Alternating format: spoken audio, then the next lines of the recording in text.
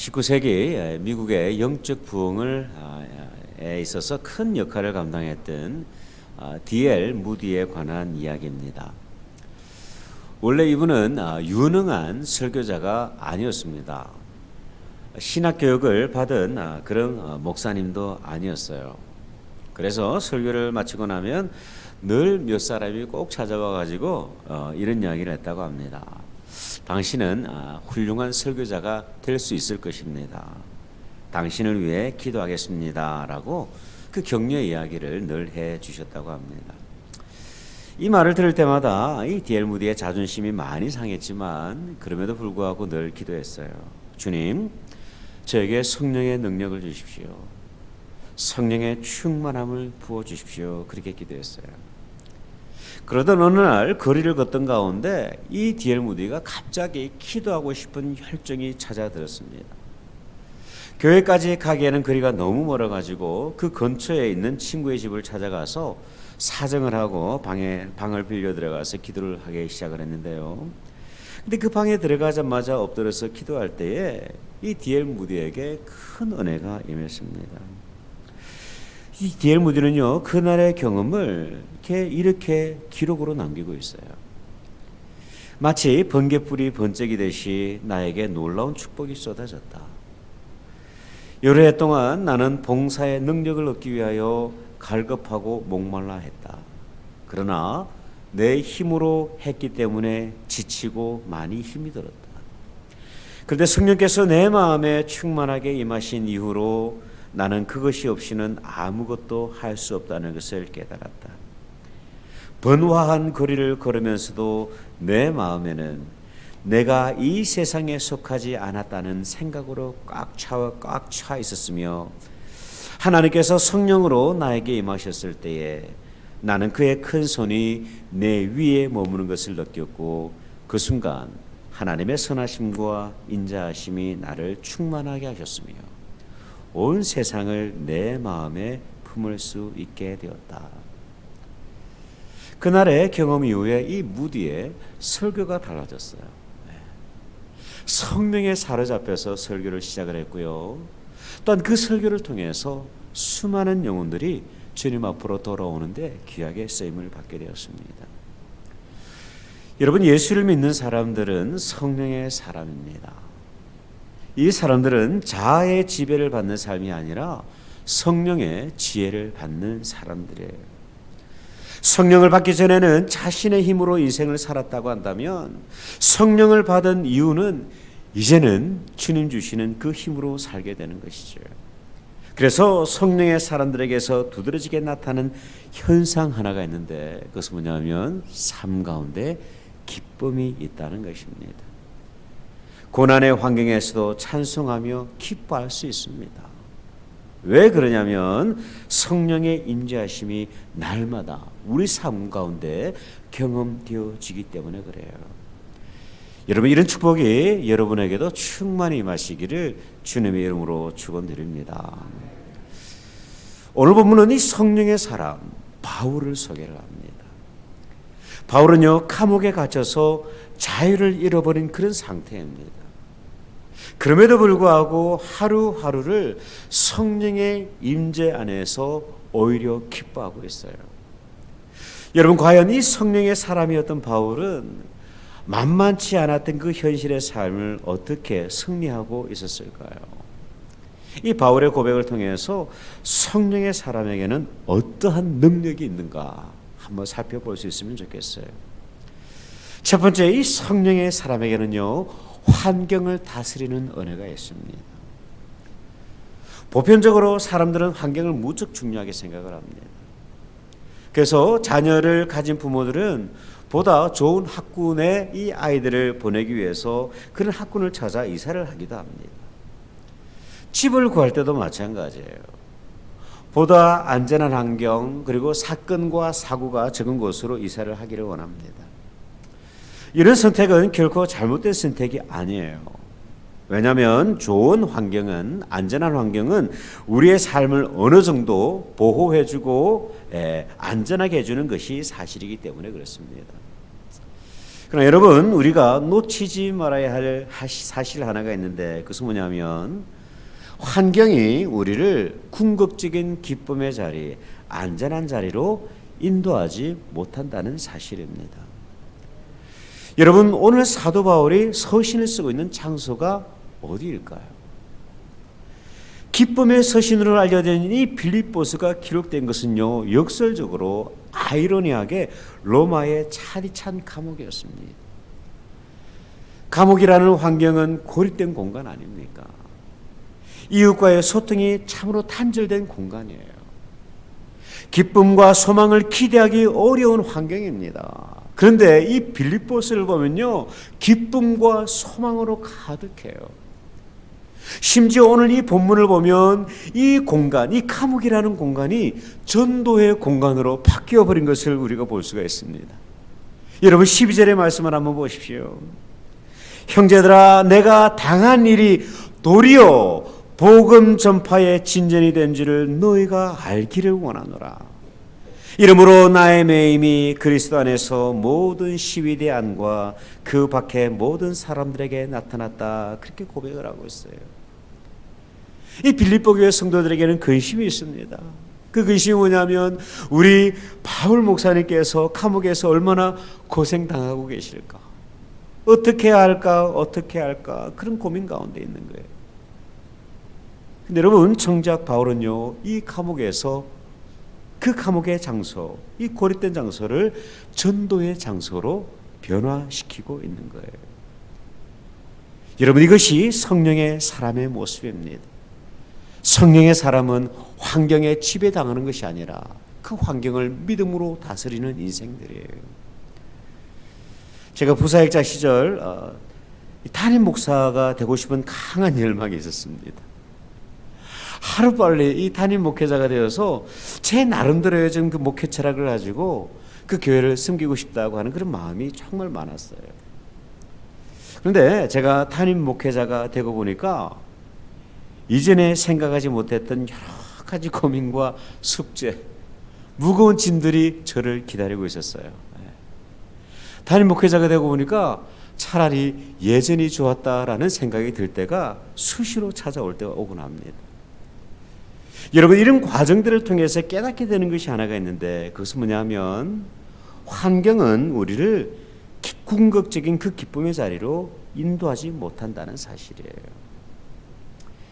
A.W. 타겟이라는 분이 쓰신 창이라는 단편 소설이 있습니다. 윈도우라는 단편 소설인데요, 이 소설을 보면 어느 작은 병실에 입원해 있던 두 남자를 소개를 하고 있어요. 한 사람은 폐암으로 인해서 생명이 얼마 남지 않은 그런 사람이었습니다. 다른 사람은 디스크 수술을 받은 지 얼마 되지 않아서 침대에 누워 있어야만 했던 그런 사람이에요.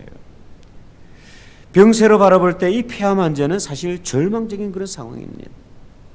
그런데 무슨 이유인지 몰라도 이 환자에게는 늘 기쁨이 있었어요. 하루는 창밖을 내다보며 행복해하는 그 환자에게 이 디스크 환자가 무엇이 보이냐고 그렇게 질문을 합니다. 그러자 이 질문에 폐암 환자는요, 눈을 감고 대답을 해요. 아름다운 호수가 보이고 보트도 보이고 백조도 보이는군요. 호숫가를 산책하고 있는 어린아이들이 보이고 잔디밭에서 놀고 있는 어린아이들의 얼굴도 보입니다. 순간 이 대답을 들은 디스크 환자의 표정이 일그러지기 시작을 했어요. 왜냐하면 이 폐암 환자의 얼굴에 기쁨이 있는 까닭은 그의 침대가 창문 곁에 있기 때문이라고 믿었던 것이죠. 그 장면을 바라보면서 자기가 지금 병원으로부터 차별 대우를 받고 있다는 생각이 강하게 찾아오기 시작을 합니다. 그러던 어느 날 이 폐암 환자는 조용히 먼저 세상을 떠나게 되는데요, 그러자 즉시 그는 창가의 침대로 옮겨줄 것을 이 간호사에게 요청을 합니다. 드디어 창가 옆으로 자리를 옮긴 그는 기대하는 마음으로 그 창문 너머를 바라보게 되죠. 하지만 그의 눈에 들어온 것은 호수의 풍경과 어린아이들의 뛰노는 모습이 아닌 회색 콘크리트 담벼락이 전부였습니다. 이때 비로소 한 가지 사실을 이 사람이 깨닫게 되는데요, 기쁨이라는 것은 환경에서 비롯되는 것이 결코 아니라는 사실입니다. 여러분, 성령의 사람은 환경을 뛰어넘는 그런 인생입니다. 환경을 믿음으로 다스리는 그런 인생이에요. 환경의 지배를 받는 인생이 아니라 믿음으로 환경을 다스려 나가는 그런 인생입니다. 그래서 어느 찬송시는요, 여러분 이렇게 노래하지 않습니까? 높은 산이 거친들이 초막이나 궁궐이나 내 주 예수 모신 곳이 그 어디나 하늘나라. 할렐루야 찬양하세 내 모든 죄 사함 받고 주 예수와 동행하니 그 어디나 하늘나라. 환경과 상황을 초월하는 그런 성령의 사람 되시기를 주님의 이름으로 축복합니다. 두 번째 성령의 사람은요, 어떤 사람이냐면 자아를 다스리는 인생입니다. 자, 여러분들에게 질문 하나를 좀 드려볼게요. 속으로 한번 답변해 보십시오. 여러분은 환경이 중요하다고 생각을 하십니까? 아니면 사람이 더 중요하다고 생각을 하십니까?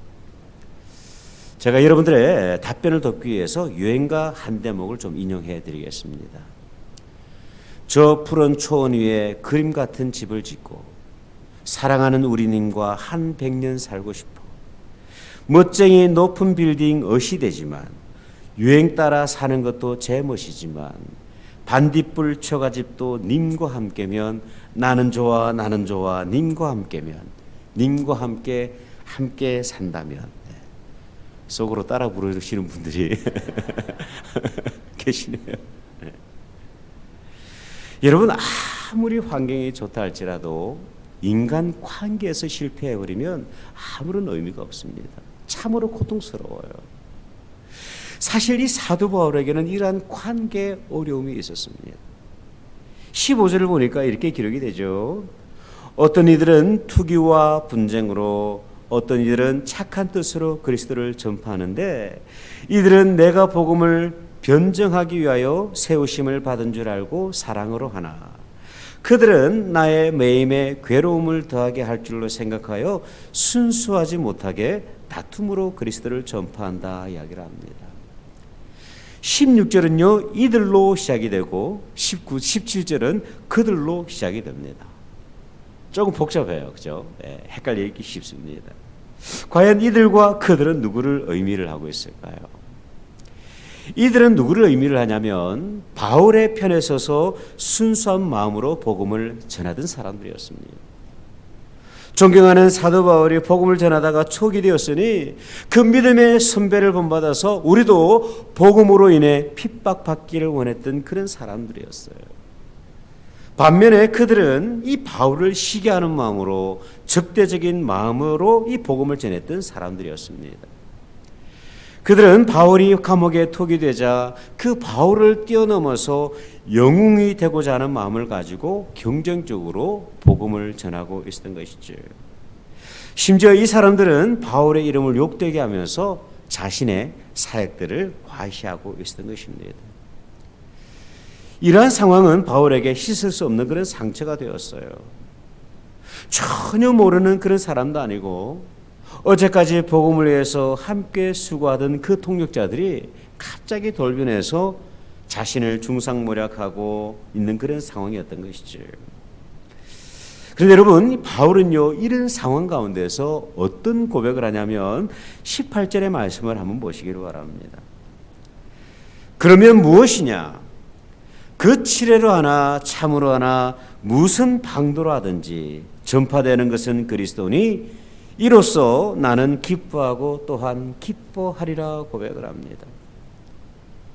자신의 명예와 자존심이 바닥을 쳐도 그리스도의 복음이, 그 십자가의 복음이 온전히 전달되어질 수 있다고 한다면, 그리스도의 영광이 높아질 수 있다고 한다면 자신의 자존심마저도 포기할 수 있다라고 하는 그런 고백을 하고 있는 것이죠. 내가 죽더라도 그리스도께서 사신다면 오히려 그 수로 인해서 내 영혼이 기뻐하겠다 고백을 하고 있습니다. 이때 사도 바울은요 위대한 고백을 하지 않습니까? 우리가 너무나도 잘 알고 있는 고백이에요. 20절과 21절의 말씀을 보십시오. 나의 간절한 기대와 소망을 따라 아무 일에든지 부끄러워하지 아니하고 지금도 전과 같이 온전히 담대하여서 살든지 죽든지 내 몸에서 그리스도가 존귀하게 되게 하려 하나니 이는 내게 사는 것이 그리스도니 죽는 것도 유익함이라. 신학대학원 시절에 어느 후배 전도사님이 상담을 요청해 오셨던 적이 있습니다. 전도사님들이 모여서 성경 공부를 하는 그런 그룹이 있었는데 그 그룹에서 이런저런 대화를 나누는 가운데 자신의 솔직한 그런 생각을 나누었다고 해요. 근데 그 자리에서 나누었던 자신의 이야기가 어느 전도사님의 마음 가운데 상처가 되고 말았어요. 이 소식이 쭉 돌고 돌아서 결국 자신의 귀에까지 들려왔는데 그 이야기를 듣던 가운데 마음이 너무 힘든다는 거예요. 어떻게 하면 좋겠냐고 목사님 저에게 좀 도움을 주십시오. 그렇게 요청을 해오셨어요. 그 전도사님과 대화를 나누던 가운데 이런 이야기를 나누던 이런 부탁을 했던 적이 있습니다. 전도사님께서 의도하지 않은 이야기이지만 그러나 그 누군가에게 상처가 되었다고 한다면 용서를 구하는 것도 위로의 말을 전하는 것도 전도사님의 목 아니겠습니까? 힘이 들고 자존심이 상하더라도 먼저 찾아가셔서 화해를 요청하시면 참 좋겠습니다 라고 하는 그런 부탁을 드렸던 적이 있어요. 그런데 전도사님이 이런 이야기를 하시더라고요. 목사님, 제가 뭔가 잘못한 것도 아닌데 왜 제가 먼저 가가지고 사과를 해야 되고 용서를 빌어야 됩니까? 저는 억울해서 그렇게 못하겠습니다. 그런 이야기를 하셔요. 여러분 사실 충분히 이해되는 상황이에요. 알고 보면 그분도 또 다른 상처 입은 피해자가 될 수 있는 그런 상황이었어요. 여러분 그날 밤 대화를 마친 후에 이 전도사님이 집으로 바로 돌아가지 않으시고 상처받은 그 친구의 집으로 가셨습니다. 그리고 의도하지는 않았지만 자신의 말로 인해 상처를 입은 그 전도사님에게 죄송하다고 용서해달라고 말씀을 하셨어요. 그날 밤에 모든 오해가 풀렸습니다. 그리고 오히려 이전보다 더 깊은 우정의 관계로 발전을 했어요. 사실 이야기는 남의 이야기가 아니라 저희 집 이야기예요. 여러분 성령의 사람은요 자아를 초월하는 그런 인생입니다. 내가 죽어서 그리스도께서 사신다고 한다면 기꺼이 내 자존심과 내 자아를 십자가에 내어드릴 수 있는 그런 인생입니다. 우리의 마음이 참으로 강팍하다가도 주님께서 내어주신 그 못 박히신 십자가를 보면서 내 자아를 져서 주님께 복종시키는 인생이 바로 성령의 사람의 모습인 것이죠. 저와 여러분이 주님을 사랑한다고 하지만 주님을 닮기 원한다고 하지만 때때로 우리의 자아가 그 십자가 위에 있지는 않습니까? 내 자존심이 십자가 위에 머물러 있지 않습니까? 내가 죽고 그리스도께서 사시는 그런 성령의 사람이 되었으면 참으로 좋겠습니다. 마지막으로 성령의 사람은요 어떤 인생이냐면 죽음을 다스리는 인생입니다. 죽음에 얽매여 있는 인생이 아니에요. 여러분 인간이 가장 두려워하고 피하고 싶어하는 주제 하나가 있습니다. 그것은 바로 죽음의 문제예요. 언젠가 제 막내 아들 요한이가 기도하는 것을 보고 제가 깜짝 놀랐던 적이 한 번 있습니다. 평소와는 다르게 아이가 이런 기도를 하고 있더라고요. 하나님 아버지 맛있는 음식 주셔서 감사합니다. 우리 이제 밥 잘 먹고 무럭무럭 자라게 해주세요. 그리고 잠시 머뭇거리더니 이렇게 기도를 마쳤어요. 하나님, 우리 엄마 아빠 오래오래 살게 해주세요. 죽지 않게 해주세요. 여러분 죽음의 문제는 어린아이들에게나 노년들에게나 무척 무거운 그런 주제입니다. 때로는 이 죽음의 문제는 우리를 두려움으로 몰아갈 때가 있어요. 그러나 여러분 성령의 사람은 죽음의 문제를 다스리는 인생입니다. 여러분, 오늘 사도 바울의 고백을 한번 들어보십시오. 23절은 이렇게 고백을 합니다.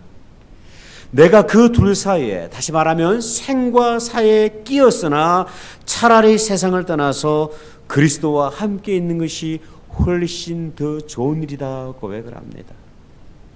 바울은요, 삶과 죽음의 두 문제 가운데서 한 가지를 선택해야 한다고 한다면 나는 죽음을 선택하겠다, 그렇게 선을 합니다. 여러분, 그 이유가 무엇일까요? 이 세상을 떠나서 그리스도와 함께 있는 것이 훨씬 더 영광스러운 일이라는 사실을 이 사도 바울이 너무나도 잘 알고 있었기 때문에 그렇습니다.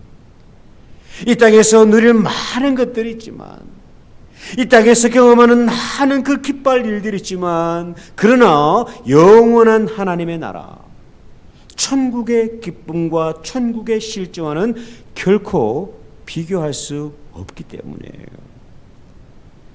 여러분, 고린도후서 5장 1절의 말씀을 자세히 한번 보시기 바랍니다. 만일 땅에 있는 우리의 장막집이 무너지면 하나님께서 지으신 집 곧 손으로 지은 것이 아니요 하늘에 있는 영원한 집이 우리에게 있는 줄 아느니라. 여러분, 만약에 이 땅의 삶이 우리 인생의 전부라고 한다면 우리는 참으로 허무한 인생입니다. 어찌 보면 마치 하루살이와 같은 그런 인생을 우리가 살아가고 있는 거예요. 짧은 인생을 살다가 흔적 없이 사라져버리는 그런 인생이라고 한다면 여러분, 우리보다 허무한 인생이 어디 있겠어요? 그렇지 않습니까? 그러나 우리에게는 영원한 천국이 기다리고 있습니다. 고린도후서 4장 16절에서 18절은 이렇게 말씀을 하고 있어요. 그러므로 우리가 낙심하지 아니하노니 우리의 겉사람은 낡아지나 우리의 속사람은 날로 날로 새로워지도다. 우리가 잠시 받는 그 환난에 경한 것이 지극히 크고 영원한 영광에 중한 것을 우리에게 이루게 함이니 우리가 주목하는 것은 보이는 것이 아니요 보이지 않는 것이니 보이는 것은 잠깐이요 보이지 않는 것은 영원함이라. 여러분, 빌리 그레 목사님이 99세의 나이에 주님의 품에 안겼을 때에 그분의 손자였던 윌 그램이라는 분이 원론과 인터뷰를 하면서 이런 이야기를 했던 적이 있습니다. 할아버지께서 이런 말씀을 하셨던 적이 있습니다. 언젠가 당신은 빌리 그램이 죽었다는 소식을 듣게 될 것입니다. 그러나 그날 나는 이전보다 더욱 살아 있을 것입니다. 할아버지는 방금 이사를 완료했습니다. 오늘은 할아버지가 죽음의 땅에서 살아있는 땅으로 이사를 한 날입니다. 여러분, 성령의 사람은요, 죽음을 초월하는 인생이에요. 죽음의 문제를 다스리는 인생입니다. 왜 그 죽음의 문제를 우리가 다스릴 수 있느냐? 우리에게는 그리스도의 십자가의 보혈의 은혜가 있기 때문입니다. 그 십자가를 붙들 때 우리 안에는 영원한 생명이 다시 한번 우리 가운데 확신으로 새겨지기 때문에 그렇습니다.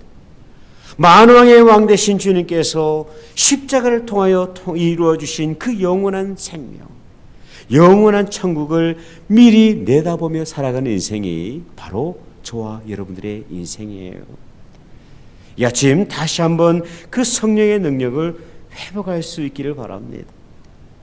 환경을 지배하는 그런 성령의 사람, 자아를 지배하는 그런 성령의 사람, 심지어 죽음의 문제까지도 믿음으로 지배하며 다스리는 그 성령의 사람, 그러므로 그 누구에게도 기쁨을 빼앗기지 않는 예수의 사람, 성령의 사람 되시기를 주님의 이름으로 축원드립니다. 기도하겠습니다.